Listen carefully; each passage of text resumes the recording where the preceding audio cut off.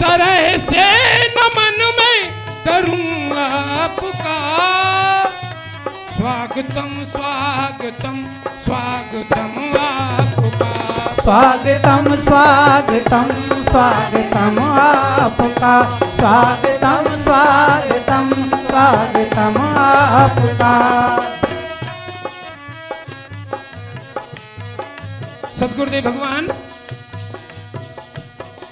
हवाओं के रुख भी महकने लगे, हवाओं के रुख भी महकने लगे हैं। अंधेरे भी देखो चमकने लगे।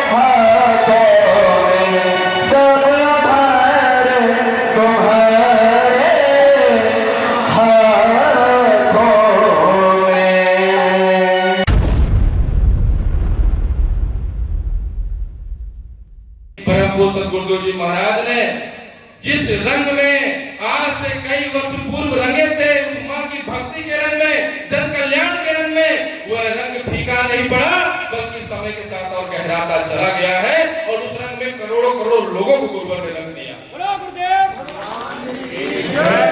हम आप यहाँ पर टाइम पास नहीं कर रहे। बहुत सारे धार्मिक कार्यक्रम होते हैं, लेकिन यकीन मानिए अगर आपके मन में इस कार्यक्रम के प्रति, इस मंच के प्रति, मां गुरुवर के प्रति श्रद्धा है, तो जब आप यहाँ पर प्रणाम करने आएंगे तो अपने घर की, जीवन की सबसे बड़ी समस्या को यहाँ पर रख देना और लौट करके जाना। उसका रास्ता अगर आपके घर में ना मिले 2-4 दिन में, तो आप बताइएगा।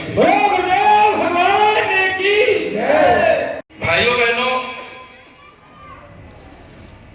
परिवर्तन संसार का नियम है। एक एक अणु, एक एक परमाणु हर समय बदल रहा है।